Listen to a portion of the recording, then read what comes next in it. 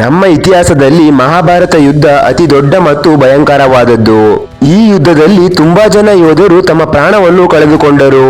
ಪ್ರಖ್ಯಾತ ಗಣಿತಶಾಸ್ತ್ರಜ್ಞರಾದ ಆರ್ಯಭಟರ ಪ್ರಕಾರ ಕ್ರಿಸ್ತಪೂರ್ವ 3102ರಲ್ಲಿ ಮಹಾಭಾರತ ಯುದ್ಧ ನಡೆಯಿತು.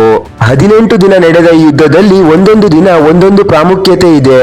ಈ 18 ದಿನಗಳಲ್ಲಿ ಬೇರೆ ಬೇರೆ ಸಂಘಟನೆಗಳು ನಡೆದವು.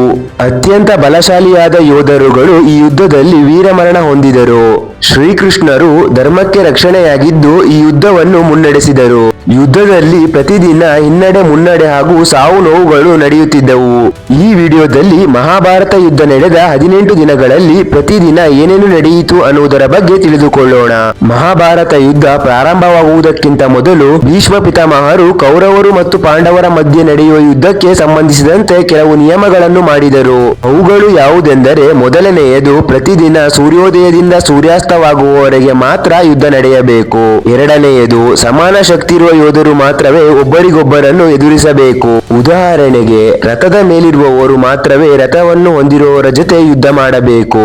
ನೆಲದ ಮೇಲೆ ಇರುವವರು ನೆಲದ ಮೇಲೆ ಇರುವವರ ಜೊತೆ ಮಾತ್ರವೇ ಯುದ್ಧ ಮಾಡಬೇಕು. ಮೂರನೆಯದು, ಯಾರಾದರೂ ಭಯಭೀತರಾಗಿ ಶರಣಾದರೆ ಅವರ ಮೇಲೆ ಅಸ್ತ್ರ ಪ್ರಯೋಗಿಸಬಾರದು. ನಾಲ್ಕನೆಯದು, ಯುದ್ಧದಲ್ಲಿ ಸೇವಕರಿಗೆ ಯಾವುದೇ ರೀತಿ ಹಾನಿ ಮಾಡಬಾರದು. ಐದನೆಯದು, ನಿರಾಯುಧರ ಮೇಲೆ ಯಾರು ಆಯುಧವನ್ನು ಪ್ರಯೋಗಿಸಬಾರದು. ಆರನೆಯದು, ಒಬ್ಬ ವೀರರ ಜೊತೆ ಒಬ್ಬರಿಗಿಂತ ಹೆಚ್ಚು ವೀರರು ಯುದ್ಧ ಮಾಡಬಾರದು. ಈ ತರಹದ ಕೆಲವು ಮುಖ್ಯ ನಿಯಮಗಳನ್ನು ಭೀಷ್ಮರು ವಿಧಿಸಿದರು. ಈ ನಿಯಮಗಳನ್ನು ಯುದ್ಧದಲ್ಲಿ ಪಾಲ್ಗೊಳ್ಳುವ ಪ್ರತಿಯೊಬ್ಬರು ಖಚಿತವಾಗಿ ಪಾಲಿಸಲೇಬೇಕು. ಈಗ 18 ದಿನ ನಡೆದ ಮಹಾಭಾರತ ಯುದ್ಧದ ಬಗ್ಗೆ ತಿಳಿದುಕೊಳ್ಳೋಣ. ಯುದ್ಧದಲ್ಲಿ ಪ್ರತಿಯೊಂದು ದಿನ ಏನು ನಡೆಯಿತು, ಕೌರವರು ಮತ್ತು ಪಾಂಡವರಲ್ಲಿ ಯಾರ ಪಕ್ಷ ಮೇಲುಗೈ ಸಾಧಿಸಿತು ಎಂದು ತಿಳಿದುಕೊಳ್ಳೋಣ. ಮೊದಲನೆಯ ದಿನ ಯುದ್ಧ ಆರಂಭವಾಗುವ ಮೊದಲು ಅರ್ಜುನ ಮತ್ತು ಶ್ರೀಕೃಷ್ಣರು ಎರಡು ಸೇನೆಯ ಮಧ್ಯೆ ನಿಂತಿದ್ದಾರೆ. ಶ್ರೀಕೃಷ್ಣರು ಅರ್ಜುನನಿಗೆ ಗೀತೋಪದೇಶ ಮಾಡಿದರು. ಆ ನಂತರ ಭೀಷ್ಮರು ಯುದ್ಧ ಆರಂಭ ಎಂದು ಗಟ್ಟಿಯಾಗಿ ಘೋಷಿಸಿದರು. ಈ ಸಮಯದಲ್ಲಿ ಯಾವ ವೀರನಾದರೂ ಪಕ್ಷ ಬದಲಿಸಬೇಕೆಂದರೆ ಬದಲಿಸಬಹುದು ಎಂದು ಭೀಷ್ಮರು ಹೇಳಿದರು. ಅದನ್ನು ಕೇಳಿದ ತಕ್ಷಣ ಧೃತರಾಷ್ಟ್ರನ ಮಗ ಯುಯುಸ್ ಕೌರವರ ಪಕ್ಷದಿಂದ ಪಾಂಡವರ ಪಕ್ಷಕ್ಕೆ ಸೇರಿದನು. ಆ ನಂತರ ಅರ್ಜುನರು ದೇವದತ್ತ ಅನ್ನೋ ಶಂಖವನ್ನು ಊದಿ ಯುದ್ಧವನ್ನು ಪ್ರಾರಂಭಿಸಿದರು. ಮೊದಲನೆಯ ದಿನ ಪಾಂಡವರ ಪಕ್ಷಕ್ಕೆ ಹೆಚ್ಚಾಗಿ ಹಾನಿಯಾಯಿತು. ಸುಮಾರು 10,000ಕ್ಕೂ ಹೆಚ್ಚು ಜನ ಸೈನಿಕರು ಮೊದಲನೆಯ ದಿನ ಮರಣ ಹೊಂದಿದರು. ಅರ್ಜುನನ ಪುತ್ರ ಅಭಿಮನ್ಯು ಭೀಷ್ಮರ ಬಿಲ್ಲು ಮತ್ತು ರಥದ ಸ್ತಂಭವನ್ನು ನಾಶ ಮಾಡಿದನು. ಭೀಮನು ದುಶ್ಯಾಸನನ ಮೇಲೆ ದಾಳಿ ಮಾಡಿದನು. ಶಲ್ಯ ಮತ್ತು ಭೀಷ್ಮರು ಇಬ್ಬರು ಸೇರಿ ವಿರಾಟ ರಾಜನ ಇಬ್ಬರು ಪುತ್ರರನ್ನು ಸಾಯಿಸಿದರು. ಮೊದಲನೇ ದಿನದ ಪರಿಸ್ಥಿತಿ ನೋಡಿ ಯುದ್ಧವನ್ನು ಗೆಲ್ಲುತ್ತೇವೆ ಎಂದು ಕೌರವರಿಗೆ ನಂಬಿಕೆ ಬರುತ್ತದೆ. ಎರಡನೆಯ ದಿನ, ಈ ದಿನ ಗುರು ದ್ರೋಣಾಚಾರ್ಯರು, ಅರ್ಜುನ, ಭೀಷ್ಮರ ಮಧ್ಯೆ ಯುದ್ಧ ನಡೆಯಿತು. ಈ ಯುದ್ಧದಲ್ಲಿ ಭೀಷ್ಮರ ರಥಸಾರಥಿಗೆ ಗಾಯವಾಯಿತು. ಗುರು ದ್ರೋಣಾಚಾರ್ಯರು ಸಾರ್ಧಕ ವೀರನನ್ನು ಸೋಲಿಸಿದರು. ಭೀಷ್ಮರು ಕೃಷ್ಣಾರ್ಜುನರಿಗೆ ಗಾಯ ಮಾಡಿದರು. ಇನ್ನೊಂದು ಕಡೆ ಭೀಮನು ಕಳಿಂಗ ವೀರರ ಜೊತೆ ಯುದ್ಧ ಮಾಡುತ್ತಾ ಇದ್ದಾನೆ. ಕೌರವರ ಪಕ್ಷದಲ್ಲಿದ್ದ ಕೀತುಮಾನ್ ಕಳಿಂಗರಾಜ, ಭಾನುಮಾನ್ ತರಹದ ತುಂಬಾ ಜನ ಕಳಿಂಗ ಯೋಧರು ಸತ್ತು ಹೋದರು. ಅರ್ಜುನ ಭೀಷ್ಮರನ್ನು ತಡೆಯಲು ಪ್ರಯತ್ನಿಸುತ್ತಿದ್ದಾನೆ. ಈ ರೀತಿ ಎರಡನೇ ದಿನ ಪಾಂಡವರಿಗೆ ಅನುಕೂಲವಾಗಿತ್ತು. ಮೂರನೆಯ ದಿನ ಎರಡೂ ಪಕ್ಷದ ಸೈನಿಕರು ವ್ಯೂಹ ರಚಿಸಿದರು. ಪಾಂಡವರ ಕಡೆಯಿಂದ ಭೀಮ ಮತ್ತು ಅರ್ಜುನ, ಕೌರವರ ಕಡೆಯಿಂದ ದುರ್ಯೋಧನ ರಕ್ಷಣೆ ಮಾಡುತ್ತಿದ್ದಾರೆ. ಮೂರನೆಯ ದಿನ ಭೀಮ ಘಟೋತ್ಕಚ ಸೇರಿ ಕೌರವರ ಸೈನ್ಯವನ್ನು ಧ್ವಂಸ ಮಾಡಿದರು. ಭಯಪಟ್ಟು ಯುದ್ಧದಿಂದ ಓಡಿ ಹೋಗುವ ಹಾಗೆ ಮಾಡಿದರು. ಇನ್ನೊಂದು ಕಡೆ ಭೀಷ್ಮರು ಯುದ್ಧದಲ್ಲಿ ವಿಧ್ವಂಸ ಸೃಷ್ಟಿಸುತ್ತಿದ್ದಾರೆ. ಅದನ್ನು ನೋಡಿ ಶ್ರೀಕೃಷ್ಣರು ಅರ್ಜುನನಿಗೆ ಭೀಷ್ಮನನ್ನು ಕೊಲ್ಲುವಂತೆ ಹೇಳುತ್ತಾರೆ. ಆದರೆ ಅರ್ಜುನನಿಗೆ ಮಾತ್ರ ಆ ಸಾಹಸವನ್ನು ಮಾಡಲು ಸಾಧ್ಯವಾಗಲಿಲ್ಲ. ಆಗ ಶ್ರೀಕೃಷ್ಣರು ಭೀಷ್ಮರನ್ನು ಕೊಲ್ಲಲು ತಾವೇ ಮುಂದೆ ಬರುತ್ತಾರೆ. ಅದನ್ನು ನೋಡಿ ಅರ್ಜುನ ಭೀಷ್ಮರನ್ನು ಸಾಯಿಸುವ ಸಾಹಸ ಮಾಡುತ್ತೇನೆಂದು ಶ್ರೀಕೃಷ್ಣರಿಗೆ ಹೇಳುತ್ತಾನೆ. ಮಾರ್ಗದಲ್ಲಿರುವ ಕೌರವರ ಸೈನ್ಯವನ್ನು ಅರ್ಜುನ ವಿವಿಧ ಅಸ್ತ್ರಗಳನ್ನು ಪ್ರಯೋಗಿಸಿ ಎದುರಾದ ಎಲ್ಲರನ್ನೂ ಸಾಯಿಸಿದನು. ಭೀಮನು ಸಹ ಸಾವಿರಾರು ಕೌರವರ ಸೈನಿಕರನ್ನು ಸಂಹರಿಸಿದನು. ಇದರಿಂದಾಗಿ ಮೂರನೆಯ ದಿನ ಸಹ ಕೌರವರು ಹೆಚ್ಚು ಸೈನಿಕರನ್ನು ಕಳೆದುಕೊಂಡರು. ನಾಲ್ಕನೆಯ ದಿನ, ಈ ದಿನ ಕೌರವರು ಅರ್ಜುನನ ಮೇಲೆ ಬಾಣಗಳ ಮಳೆಯನ್ನು ಸುರಿಸಿದರು. ಆದರೆ ಅರ್ಜುನ ಇದರಿಂದ ತಪ್ಪಿಸಿಕೊಂಡು ಬಾಣಗಳನ್ನು ಬಿಡುವವರನ್ನು ಸಾಯಿಸಿದನು. ಇನ್ನೊಂದು ಕಡೆ ಭೀಮನು ಕೌರವರ ಸೈನ್ಯಕ್ಕೆ ಮೃತ್ಯುವಿನ ತರ ಎದುರಾದನು. ಭೀಮನನ್ನು ಎದುರಿಸಲು ದುರ್ಯೋಧನ ಗಜಸೇನೆಯನ್ನು ಕಳುಹಿಸಿದರು. ಆದರೆ ಭೀಮನು ಘಟೋತ್ಕಚನ ಸಹಾಯದಿಂದ ಸಹಾಯದಿಂದ ಅಷ್ಟೂ ಗಜಸೇನೆಯನ್ನು ನಾಶಪಡಿಸಿದನು. ಹಾಗೆ 16 ಜನ ಕೌರವರನ್ನು ಸಾಯಿಸಿದನು. ಈ ದಿನ ಭೀಮ ಮತ್ತು ಅರ್ಜುನ ಸೇರಿ ಭೀಷ್ಮರಿಗೆ ಸವಾಲು ಹಾಕಿದರು. 5ನೇ ದಿನ ಈ ದಿನ ಭೀಷ್ಮರು ಪಾಂಡವರ ಸೈನ್ಯದ ಮೇಲೆ ದಾಳಿ ಮಾಡಿ ಎಲ್ಲರನ್ನೂ ಸಾಯಿಸುತ್ತಿದ್ದಾರೆ. 5ನೇ ದಿನ ಎರಡೂ ಪಕ್ಷದ ಸೈನಿಕರು ಸಹ ಸರಿಸಮನಾಗಿ ಸತ್ತು ಹೋದರು. ಭೀಷ್ಮರನ್ನು ತಡೆ ಹಿಡಿಯಲು ಭೀಮ ಮತ್ತು ಅರ್ಜುನ ಸೇರಿ ಭೀಷ್ಮರ ಮೇಲೆ ಯುದ್ಧ ಮಾಡಿದರು. ಇನ್ನೊಂದು ಕಡೆ ಸಾರ್ಧಕಿ ದ್ರೋಣಾಚಾರ್ಯರನ್ನು ನಿಯಂತ್ರಣದಲ್ಲಿಟ್ಟನು. ಆದರೆ ನಂತರ ಭೀಷ್ಮರು ಸಾರ್ಧಕಿಯನ್ನು ಯುದ್ಧದಿಂದ ಪಲಾಯನ ಮಾಡುವಂತೆ ಮಾಡಿದರು. ಈ ದಿನ ಸಾರ್ಧಕಿಯ 10 ಜನ ಪುತ್ರರು ಯುದ್ಧದಲ್ಲಿ ಸತ್ತು ಹೋದರು. 6ನೆಯ ದಿನ ಎರಡೂ ಪಕ್ಷದ ಸೇನೆ ರಣರಂಗಕ್ಕೆ ಇಳಿಯಿತು. ಪಾಂಡವರ ಸೇನೆ ಮಕರ ವ್ಯೂಹವನ್ನು ರಚಿಸಿತು. ಕೌರವರ ಸೇನೆ ಕ್ರೋಂಚ ವ್ಯೂಹವನ್ನು ರಚಿಸಿತು. ಹೀಗೆ ಎರಡು ಸೇನೆಯ ಮಧ್ಯ ಭಯಂಕರವಾದ ಯುದ್ಧ ನಡೆಯುತ್ತಾ ಇದೆ. ತಮ್ಮ ಸೈನಿಕರು ಸಾಯುವುದನ್ನು ಕಂಡ ದುರ್ಯೋಧನ ಭಾರೀ ಪಶ್ಚಾತ್ತಾಪಕ್ಕೆ ಗುರಿಯಾದರು. ಭೀಷ್ಮ ಪಿತಾಮಹ ದುರ್ಯೋಧನನಿಗೆ ಸಮಾಧಾನ ಪಡಿಸುತ್ತಿದ್ದಾರೆ. 6ನೇ ದಿನದ ಅಂತ್ಯದಲ್ಲಿ ಭೀಷ್ಮರು ಪಾಂಚಾಲ ಸೇನೆಯನ್ನು ಅಂತ್ಯ ಮಾಡಿದರು. 7ನೆಯ ದಿನ ಈ ದಿನ ಎರಡೂ ಪಕ್ಷದ ಸೇನೆ ವಿಭಿನ್ನ ವ್ಯೂಹವನ್ನು ರಚಿಸಿ ರಣರಂಗಕ್ಕೆ ಇಳಿಯಿತು. ಪಾಂಡವರು ವಜ್ರವ್ಯೂಹ ಹಾಗೆ ಕೌರವರು ಮಂಡಲಾಕಾರದ ವ್ಯೂಹದಿಂದ ಯುದ್ಧಕ್ಕೆ ಸಿದ್ಧರಾದರು. ಮಂಡಲಾಕಾರದ ವ್ಯೂಹದಿಂದ ಆನೆಗಳು ರಥವನ್ನು ಹಾಗೆ ಅಶ್ವಗಳನ್ನು, ಬಿಲ್ಲುಗಾರರು ಸೈನ್ಯವನ್ನು ಕಾಪಾಡಿಕೊಳ್ಳುತ್ತಿದ್ದಾರೆ. ಅಷ್ಟೂ ಸೈನ್ಯದ ಮಧ್ಯೆ ದುರ್ಯೋಧನನಿಗೆ ರಕ್ಷಣೆ ನೀಡುತ್ತಿದ್ದಾರೆ. ಇಷ್ಟು ಹೆಚ್ಚು ರಕ್ಷಣೆ ಇದ್ರೂ ಸಹ ಅರ್ಜುನನು ಕೌರವರ ಸೈನ್ಯವನ್ನು ಚಲ್ಲಾಪಿಲ್ಲಿ ಮಾಡಿದನು. ಈ ದಿನ ದುಷ್ಟದ್ಯುಮ್ನ ದುರ್ಯೋಧನನನ್ನು ಸೋಲಿಸಿದನು. ನಕುಲ ಸಹದೇವರು ಶಲ್ಯನನ್ನು ಯುದ್ಧ ಭೂಮಿಯಿಂದ ಓಡಿ ಹೋಗುವ ಹಾಗೆ ಮಾಡಿದರು. ಇನ್ನೊಂದು ಕಡೆ ಭೀಷ್ಮರು ಪಾಂಡವ ಸೈನ್ಯವನ್ನು ಎದುರಿಸುತ್ತಿದ್ದಾರೆ. ಇದೇ ದಿನ ವಿರಾಟ ಪುತ್ರ ಶಂಖ ಮರಣ ಹೊಂದಿದನು. 8ನೆಯ ದಿನ ಈ ದಿನ ಪಾಂಡವ ಸೈನ್ಯ 3 ಶಿಖರದ ವ್ಯೂಹವನ್ನು ರಚಿಸಿದರು. ಹಾಗೆ ಕೌರವರು ಕೂರ್ಮ ವ್ಯೂಹವನ್ನು ರಚಿಸಿದರು. ಇದೇ ದಿನ ದುರ್ಯೋಧನನ 8 ಮಂದಿ ಸೋದರರನ್ನು ಭೀಮ ಸಾಯಿಸಿದನು. ಅರ್ಜುನನ ಪುತ್ರನಾದ ಇರಾವಾನಿಯನ್ನು ಬಕಾಸುರನ ಮಗನಾದ ಅಂಬುಲೀಶ್ ಸಾಯಿಸಿದನು. ಘಟೋತ್ಕಚ ದುರ್ಯೋಧನನ ಮೇಲೆ ಶಕ್ತಿ ಪ್ರಯೋಗ ಮಾಡಿದನು. ಆದರೆ ಮಧ್ಯದಲ್ಲಿ ಬಂಗರಿಸನು ಬಂದು ದುರ್ಯೋಧನನನ್ನು ಕಾಪಾಡಿದನು. ಆದರೆ ಬಂಗರಿಸನು ಮಾತ್ರ ಸಾವನ್ನಪ್ಪಿದನು. ಶಕ್ತಿ ಪ್ರಯೋಗದಿಂದ ದುರ್ಯೋಧನನು ಭಾರಿ ಭಯಭೀತರಾದನು. ಇದನ್ನು ನೋಡಿ ಭಗದತ್ತನು ಘಟೋತ್ಕಚನನ್ನು ಸೋಲಿಸಿ ಪಾಂಡವ ಸೇನೆ ಹಿನ್ನಡೆ ಅನುಭವಿಸುವಂತೆ ಮಾಡಿದನು. ಹಾಗೆ ಇದೇ ದಿನ ಭೀಮನು ದುರ್ಯೋಧನನ 9 ಜನ ಸಹೋದರರನ್ನು ಸಾಯಿಸಿದನು. ಈ ದಿನ ಎರಡೂ ಪಕ್ಷದವರು ಸರಿಸಮನಾಗಿ ನಷ್ಟ ಅನುಭವಿಸಿದರು. ಆದರೆ ನಿಜಕ್ಕೂ ಕೌರವರು ಸ್ವಲ್ಪ ಹೆಚ್ಚೇ ನಷ್ಟ ಅನುಭವಿಸಿದರು. 9ನೆಯ ದಿನ ಮಹಾಭಾರತದಲ್ಲಿ ಈ ದಿನ ಭಯಂಕರವಾದ ಯುದ್ಧ ನಡೆಯಿತು.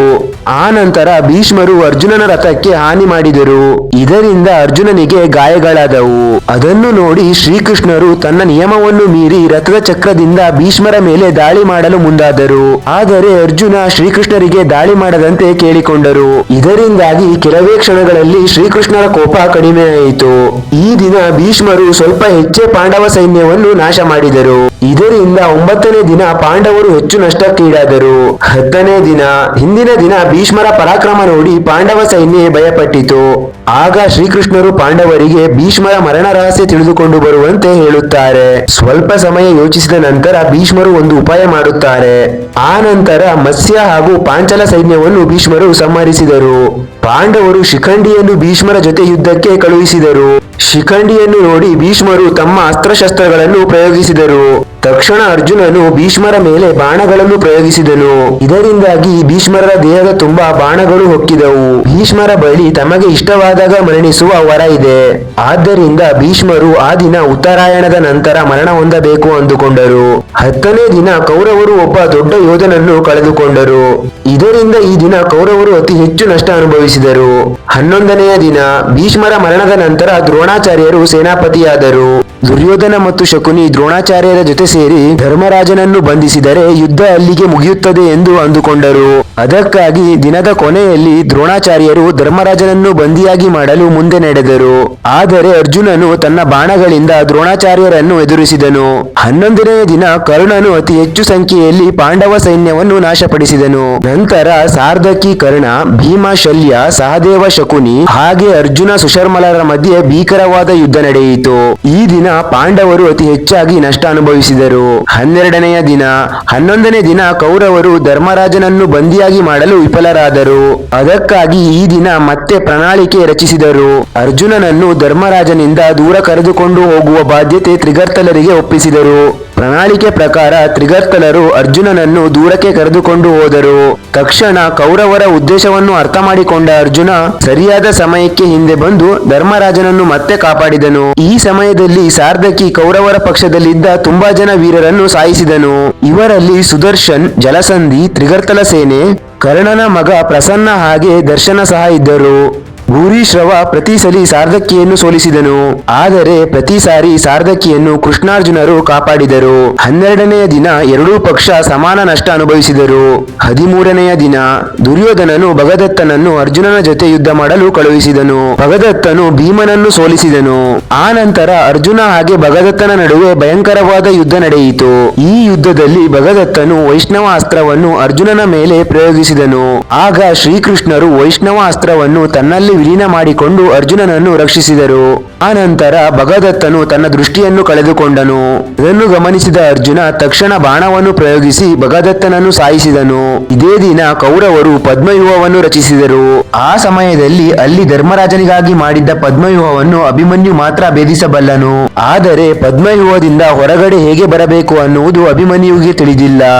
ಅಭಿಮನ್ಯುವಿನ ಜೊತೆ ಧರ್ಮರಾಜ ಮತ್ತು ಭೀಮ ಸಹ ಇದ್ದಾರೆ. ಇವರೆಲ್ಲ ಪದ್ಮವ್ಯೂಹ ದ್ವಾರದ ಬಳಿ ಸೇರುವ ಸಮಯದಲ್ಲಿ ಅಷ್ಟೂ ಜನರನ್ನು ಜಯದ್ರಥ ಅಡ್ಡಗಟ್ಟಿದನು. ಇದರಿಂದಾಗಿ ಅಭಿಮನ್ಯು ಮಾತ್ರವೇ ಪದ್ಮವ್ಯೂಹದ ಒಳಗೆ ಪ್ರವೇಶಿಸಿದನು. ಪದ್ಮವ್ಯೂಹದ ಒಳಗೆ ಕರ್ಣ, ದುರ್ಯೋಧನ, ಶಕುನಿ, ಅಶ್ವತ್ಥಾಮ, ಜಯದ್ರಥ, ದ್ರೋಣಾಚಾರ್ಯರಂತಹ ದೊಡ್ಡ ದೊಡ್ಡ ವೀರರು ಸೇರಿ ಅಭಿಮನ್ಯುವಿನ ಮೇಲೆ ದಾಳಿ ಮಾಡಿದರು. ಅಷ್ಟೂ ವೀರರ ವಿರುದ್ಧ ತನ್ನ ಶಕ್ತಿಗೆ ಮೀರಿ ಹೋರಾಡಿದ ನಂತರ ಅಭಿಮನ್ಯು ವೀರಮರಣ ಹೊಂದಿದನು. ಅಭಿಮನ್ಯುವಿನ ಮರಣದ ಸುದ್ದಿ ಕೇಳಿ ಅರ್ಜುನ ತುಂಬಾ ನೋವಿಗೆ ಗುರಿಯಾದನು. ಮುಂದಿನ ದಿನ ಸೂರ್ಯಾಸ್ತವಾಗುವ ಒಳಗೆ ಜಯದ್ರಥನನ್ನು ಸಾಯಿಸುತ್ತೇನೆ ಎಂದು ಅರ್ಜುನ ಪ್ರತಿಜ್ಞೆ ಮಾಡಿದನು. ನಾನು ಹಾಗೆ ಮಾಡಲು ಸಾಧ್ಯವಾಗದಿದ್ದರೆ ತಾನು ಅಗ್ನಿ ಸಮಾಧಿಯಾಗುವುದಾಗಿ ಪ್ರತಿಜ್ಞೆ ಮಾಡಿದನು. 13ನೆಯ ದಿನ ಅಭಿಮನ್ಯು ತರಹದ ದೊಡ್ಡ ವೀರನನ್ನು ಕಳೆದುಕೊಂಡು ಶೋಕಕ್ಕೆ ಗುರಿಯಾಗುತ್ತಾರೆ. 14ನೆಯ ದಿನ ಅರ್ಜುನನ ಅಗ್ನಿ ಸಮಾಧಿ ಪ್ರತಿಜ್ಞೆ ಬಗ್ಗೆ ತಿಳಿದು ಕೌರವರು ಬಹಳ ಸಂತೋಷ ಪಟ್ಟರು. ಯಾಕೆಂದರೆ ಇಷ್ಟು ಕಡಿಮೆ ಸಮಯದಲ್ಲಿ ಜಯದ್ರಥನಂತಹ ವೀರನನ್ನು ಹಿಡಿದು ಸಂಹರಿಸುವುದು ಅಸಾಧ್ಯ ಎಂದು ಕೌರವರು ಭಾವಿಸಿದರು. ಹಾಗೆ ಯುದ್ಧದಲ್ಲಿ ಒಂದು ದಿನ ಜಯದ್ರಥನಿಗೆ ರಕ್ಷಣಾ ಕವಚದಂತೆ ಇದ್ದು ಕಾಪಾಡಬೇಕೆಂದು ಕೌರವರು ನಿರ್ಧರಿಸಿದರು. ದ್ರೋಣಾಚಾರ್ಯರು ಜಯದ್ರಥನನ್ನು ಹೇಗಾದರೂ ಕಾಪಾಡುತ್ತೇನೆ ಎಂದು ದುರ್ಯೋಧನನಿಗೆ ಮಾತು ನೀಡುತ್ತಾರೆ. ಅದಕ್ಕಾಗಿ ಸೈನ್ಯದ ಹಿಂದೆ ಜಯದ್ರಥನನ್ನು ಇರಿಸಿದರು. 14ನೇ ದಿನ ಯುದ್ಧ ಪ್ರಾರಂಭವಾದ ನಂತರ ಭೂರಿಶ್ರವನು ಸಾರ್ಧಕಿಯನ್ನು ಸೋಲಿಸಿದನು. ಅದಕ್ಕಿಂತ ಮುಂಚೆ ಭೂರಿಶ್ರವನು ಸಾರ್ಧಕಿಯ 10 ಜನ ಪುತ್ರರನ್ನು ಸಾಯಿಸಿದನು. ಸಾರ್ಧಕಿಯನ್ನು ಸಾಯಿಸಲು ಪ್ರಯತ್ನಿಸುತ್ತಿದ್ದಾಗ ಅರ್ಜುನ ಭೂರಿಶ್ರವನ ಕೈಗಳನ್ನು ಕತ್ತರಿಸಿದನು. ಇನ್ನೊಂದು ಕಡೆ ದ್ರೋಣಾಚಾರ್ಯರು ದೃಪದ ವಿರಾಟರನ್ನು ಸಾಯಿಸಿದರು. ಎಷ್ಟೇ ಪ್ರಯತ್ನಿಸಿದರೂ ಜಯದ್ರಥ ಹೊರಗೆ ಬರದ ಕಾರಣ ಶ್ರೀಕೃಷ್ಣರು ತನ್ನ ಶಕ್ತಿಯಿಂದ ಸೂರ್ಯನನ್ನು ಮರೆಮಾಚಿದರು. ಇದರಿಂದ ಎಲ್ಲರೂ ಸೂರ್ಯಾಸ್ತವಾಯಿತು ಅಂದುಕೊಂಡರು. ಪ್ರತಿಜ್ಞೆ ಪೂರ್ತಿಯಾಗದ ಕಾರಣ ಅರ್ಜುನ ಅಗ್ನಿ ಸಮಾಧಿಗೆ ಏರ್ಪಾಡು ಮಾಡುತ್ತಿದ್ದಾನೆ. ಆಗ ಅಡಗಿದ್ದ ಜಯದ್ರಥ ಅರ್ಜುನನ ಬಳಿ ಬಂದು ಹೀಯಾಳಿಸುತ್ತಾನೆ. ತಕ್ಷಣ ಶ್ರೀಕೃಷ್ಣರು ಮರೆಯಾಗಿದ್ದ ಸೂರ್ಯನನ್ನು ಬಿಡುಗಡೆಗೊಳಿಸಿದರು. ಆಗ ಅರ್ಜುನ ಒಂದು ಕ್ಷಣ ಸಹ ಆಲೋಚಿಸದೆ ಜಯದ್ರಥನ ತಲೆಯನ್ನು ತನ್ನ ಬಾಣಗಳಿಂದ ಬೇರ್ಪಡಿಸಿದನು. 14ನೆಯ ದಿನ ಎರಡೂ ಪಕ್ಷಕ್ಕೂ ಸಮಾನ ನಷ್ಟ ಜರುಗಿತು. 15ನೆಯ ದಿನ ದ್ರೋಣಾಚಾರ್ಯ ಮತ್ತು ತನ್ನ ಮಗ ಅಶ್ವತ್ಥಾಮ ಇಬ್ಬರು ಸೇರಿ ಸುಮಾರು ಜಯದ ಸಮೀಪ ಇದ್ದಾರೆ. ಪಾಂಡವರ ಕಡೆ ಬಲಹೀನತೆ ಗಮನಿಸಿದ ಶ್ರೀಕೃಷ್ಣರು ಧರ್ಮರಾಜನಿಗೆ ಒಂದು ಉಪಾಯ ಹೇಳಿದರು. ಅಶ್ವತ್ಥಾಮ ಸತ್ತಿದ್ದಾನೆ ಎಂದು ಹೇಳು ಅಂತ ಶ್ರೀಕೃಷ್ಣರು ಹೇಳಿದರು. ಆದರೆ ಧರ್ಮರಾಜ ತಾನು ಅಸತ್ಯ ಹೇಳುವುದಿಲ್ಲ ಎಂದನು. ಆಗ ಭೀಮನು ಅಶ್ವತ್ಥಾಮ ಅನ್ನೋ ಆನೆಯನ್ನು ಸಾಯಿಸಿದನು. ಆಗ ರಣರಂಗದಲ್ಲಿ ಅಶ್ವತ್ಥಾಮ ಅನ್ನೋ ಆನೆ ಸತ್ತುಹೋಯಿತು ಅಂತ ವರದಿ ಎಲ್ಲಾ ಕಡೆ ಹರಡುವಂತೆ ಮಾಡಿದರು. ಹೀಗೆ ನಡೆಯುತ್ತಿದ್ದಾಗ ಶ್ರೀಕೃಷ್ಣರು ಶಂಖವನ್ನು ಊದಿದರು. ಇದರಿಂದಾಗಿ ದ್ರೋಣಾಚಾರ್ಯರಿಗೆ ಆನೆ ಅನ್ನೋ ಪದ ಕೇಳಲಿಲ್ಲ. ಅದರಿಂದ ಅಶ್ವತ್ಥಾಮ ಸತ್ತು ಹೋದನು ಅನ್ನೋದು ಮಾತ್ರ ಕೇಳಿಸಿತು. ತಕ್ಷಣ ದ್ರೋಣಾಚಾರ್ಯರು ಪುತ್ರ ಶೋಕದಿಂದ ಅಸ್ತ್ರಗಳನ್ನು ತ್ಯಜಿಸಿದರು. ಅದೇ ಸಮಯದಲ್ಲಿ ದ್ರೌಪದಿ ಸೋದರ ದೃಷ್ಟದ್ಯುಮ್ನ ದ್ರೋಣಾಚಾರ್ಯರ ತಲೆಯನ್ನು ಕತ್ತರಿಸಿದನು. ಇದರಿಂದ ಕೌರವರು ಒಬ್ಬ ದೊಡ್ಡ ವೀರನನ್ನು ಕಳೆದುಕೊಂಡರು. 16ನೆಯ ದಿನ ದ್ರೋಣಾಚಾರ್ಯರು ಸತ್ತು ಹೋದ ನಂತರ ಕರ್ಣನನ್ನು ಸೇನಾಪತಿ ಮಾಡಿದರು. ಕರ್ಣನು ಪಾಂಡವ ಸೈನ್ಯಕ್ಕೆ ಸಿಂಹ ಸ್ವಪ್ನವಾಗಿ ಕಂಡನು. ಕರ್ಣನು ನಕುಲ ಸಹದೇವರನ್ನು ಸೋಲಿಸಿದನು. ಆದರೆ ತನ್ನ ಅಮ್ಮನಿಗೆ ಕೊಟ್ಟ ಮಾತಿನ ಪ್ರಕಾರ ಅವರನ್ನು ಸಾಯಿಸಲಿಲ್ಲ. ಇದೇ ದಿನ ಘಟೋತ್ಕಚ ಕೌರವರ ಸೈನ್ಯವನ್ನು ನಾಶ ಮಾಡುತ್ತಿದ್ದಾನೆ. ಅವನನ್ನು ಯಾರೂ ಸಹ ನಿಯಂತ್ರಿಸಲು ಸಾಧ್ಯವಾಗುತ್ತಿಲ್ಲ. ಆಗ ದುರ್ಯೋಧನನು ಇಂದ್ರನು ಕೊಟ್ಟ ಶಕ್ತಿ ಬಾಣವನ್ನು ಪ್ರಯೋಗಿಸು ಎಂದು ಕರ್ಣನಿಗೆ ಹೇಳಿದನು. ಆದರೆ ಕರ್ಣ ಆ ಶಕ್ತಿ ಆಯುಧವನ್ನು ಅರ್ಜುನನಿಗಾಗಿ ಇಟ್ಟಿದ್ದನು. ಈ ಆಯುಧವನ್ನು ಕೇವಲ ಒಂದು ಸಾರಿ ಮಾತ್ರ ಉಪಯೋಗಿಸಬಹುದು. ಆದರೆ ದುರ್ಯೋಧನನ ಮಾತಿಗೆ ಗೌರವಿಸಿ ಶಕ್ತಿ ಆಯುಧದಿಂದ ಘಟೋತ್ಕಚನನ್ನು ಸಂಹರಿಸಿದನು. ಆ ನಂತರ ಯುದ್ಧದಲ್ಲಿ ಭೀಮನು ದುಶ್ಯಾಸನನನ್ನು ಸಂಹರಿಸಿದನು. ಈ ದಿನ ಎರಡೂ ಪಕ್ಷಕ್ಕೂ ಸಮಾನ ನಷ್ಟ ಜರುಗಿತು. 17ನೆಯ ದಿನ ಮಹಾಭಾರತ ಯುದ್ಧದಲ್ಲಿ 17ನೇ ದಿನ ಶಲ್ಯನನ್ನು ಕರ್ಣನ ಸಾರಥಿಯಾಗಿ ನೇಮಿಸಿದರು. ಈ ದಿನ ಕರ್ಣನು ಭೀಮ ಮತ್ತು ಧರ್ಮರಾಜನನ್ನು ಸೋಲಿಸಿದನು, ಆದರೆ ಅವರನ್ನು ಸಾಯಿಸದೆ ಹಾಗೆ ಬಿಟ್ಟನು. ಆ ನಂತರ ಕರ್ಣಾರ್ಜುನರ ಮಧ್ಯೆ ಯುದ್ಧ ನಡೆಯಿತು. ಯುದ್ಧದ ಮಧ್ಯೆ ಕರ್ಣನ ರಥಚಕ್ರ ಭೂಮಿಯ ಮಣ್ಣಿನಲ್ಲಿ ಸಿಲುಕಿಕೊಂಡಿತು. ಆ ಚಕ್ರವನ್ನು ಹೊರಗಡೆ ತೆಗೆಯಲು ಕರ್ಣ ಪ್ರಯತ್ನಿಸುತ್ತಿದ್ದಾನೆ. ಇದೇ ಸಮಯದಲ್ಲಿ ಶ್ರೀಕೃಷ್ಣರು ಕರ್ಣನನ್ನು ಸಾಯಿಸು ಎಂದು ಅರ್ಜುನನಿಗೆ ಆದೇಶಿಸಿದರು. ಆಗ ಅರ್ಜುನ ಶ್ರೀಕೃಷ್ಣರ ಮಾತನ್ನು ತಿರಸ್ಕರಿಸಲಾಗದೆ ಕರ್ಣನ ಮೇಲೆ ಅಸ್ತ್ರ ಪ್ರಯೋಗಿಸಿ ಸಾಯಿಸಿದನು. ಕರ್ಣನ ಮರಣದಿಂದ ಕೌರವರ ಬಲ ಸಂಪೂರ್ಣವಾಗಿ ಕಡಿಮೆಯಾಯಿತು. ಕರ್ಣನ ಮರಣದಿಂದ ಶಲ್ಯನನ್ನು ಸೇನಾಧಿಪತಿ ಮಾಡಿದರು. ಇದೇ ದಿನ ಧರ್ಮರಾಜ ಶಲ್ಯನನ್ನು ಸಾಯಿಸಿದನು. ಈ ದಿನ ಕೌರವರು ತುಂಬಾ ನಷ್ಟ ಅನುಭವಿಸಿದರು. 18ನೆಯ ದಿನ ಮಹಾಭಾರತ ಯುದ್ಧದಲ್ಲಿ ಕೊನೆಯ ದಿನ ಕೌರವರ ಕಡೆ ಕೇವಲ 3 ಜನ ಯೋಧರು ಮಾತ್ರ ಉಳಿದಿದ್ದಾರೆ. ಅಶ್ವತ್ಥಾಮ, ಕೃತ್ವರ್ಮ, ಕೃಪಾಚಾರ್ಯ ಮಾತ್ರವೇ ಉಳಿದಿದ್ದಾರೆ. ಈ ದಿನ ಪಾಂಡವರನ್ನು ಅಂತ್ಯ ಮಾಡುತ್ತೇನೆ ಎಂದು ಅಶ್ವತ್ಥಾಮ ಪ್ರತಿಜ್ಞೆ ಮಾಡಿದನು. ಈ 3 ಜನ ಯೋಧರು ರಾತ್ರಿ ಸಮಯದಲ್ಲಿ ಪಾಂಡವರ ಸ್ಥಾವರಗಳ ಮೇಲೆ ಬೆಂಕಿ ಹಚ್ಚಿ ದಾಳಿ ಮಾಡಿದರು. ಅಶ್ವತ್ಥಾಮನು ದ್ರೌಪದಿಯ 3 ಜನ ಮಕ್ಕಳನ್ನು ಸಂಹರಿಸಿದನು. ತನ್ನ ತಂದೆಯ ಮರಣವನ್ನು ಸಹಿಸಿಕೊಳ್ಳಲಾಗದೆ ಅಶ್ವತ್ಥಾಮನು ಭಯಂಕರ ಕೋಪದಿಂದ ಎಲ್ಲರನ್ನೂ ಸಂಹರಿಸುತ್ತಿದ್ದಾನೆ. ಆ ಕ್ರೋಧದಿಂದ ಬ್ರಹ್ಮಾಸ್ತ್ರವನ್ನು ಪ್ರಯೋಗಿಸಿದನು. ಇದರಿಂದ ರಣರಂಗದಲ್ಲಿ ಭಯಂಕರವಾದ ವಾತಾವರಣ ಸೃಷ್ಟಿಯಾಯಿತು. ಅಶ್ವತ್ಥಾಮ ಮಾಡಿದ ಈ ಕೆಲಸಕ್ಕೆ ಕಲಿಯುಗದ ಅಂತ್ಯದವರೆಗೆ ನೀನು ಬದುಕೇ ಇರುತ್ತೀಯ ಎಂದು ಶ್ರೀಕೃಷ್ಣರು ಶಾಪ ನೀಡಿದರು. ಆನಂತರ ಸಹದೇವ ಶಕುನಿಯನ್ನು ಸಾಯಿಸಿದನು. ಭೀಮನು ದುರ್ಯೋಧನನ ಉಳಿದ ಕೌರವ ಸೇನೆಯನ್ನು ಸಾಯಿಸಿದನು. ಇದರಿಂದ ದುರ್ಯೋಧನನು ಒಂದು ಸರೋವರದ ಒಳಗೆ ಹೋಗಿ ಅಡಗಿಕೊಳ್ಳುತ್ತಾನೆ. ಆ ನಂತರ ಹೊರಗಡೆ ಬಂದು ಭೀಮನೊಂದಿಗೆ ಗದಾಯುದ್ಧ ಮಾಡಿದನು. ಆ ಯುದ್ಧದಲ್ಲಿ ಭೀಮನು ದುರ್ಯೋಧನನ ತೊಡೆಯ ಭಾಗಕ್ಕೆ ದಾಳಿ ಮಾಡಿದನು. ಇದರಿಂದಾಗಿ ದುರ್ಯೋಧನನು ಮರಣ ಹೊಂದಿದನು. ಹೀಗೆ ಮಹಾಭಾರತ ಯುದ್ಧದಲ್ಲಿ ಪಾಂಡವರು ಜಯಶಾಲಿಗಳಾದರು. ಇದು ಮಹಾಭಾರತ ಯುದ್ಧದ ಸಂಕ್ಷಿಪ್ತ ಮಾಹಿತಿ ಅಷ್ಟೇ. ಒಂದೊಂದು ದಿನದ ಬಗ್ಗೆ ವಿವರಿಸುತ್ತಾ ಹೋದರೆ ತುಂಬಾ ಸಮಯ ತೆಗೆದುಕೊಳ್ಳುತ್ತದೆ. ಯಾಕೆಂದರೆ ಮಹಾಭಾರತ ಯುದ್ಧ ಅಷ್ಟೊಂದು ದೊಡ್ಡದು ಹಾಗೆ ಭಯಂಕರವಾಗಿತ್ತು. ಈ ವಿಡಿಯೋ ಇಷ್ಟವಾದರೆ ಲೈಕ್, ಶೇರ್ ಅಂಡ್ ಸಬ್ಸ್ಕ್ರೈಬ್ ಮಾಡಿ.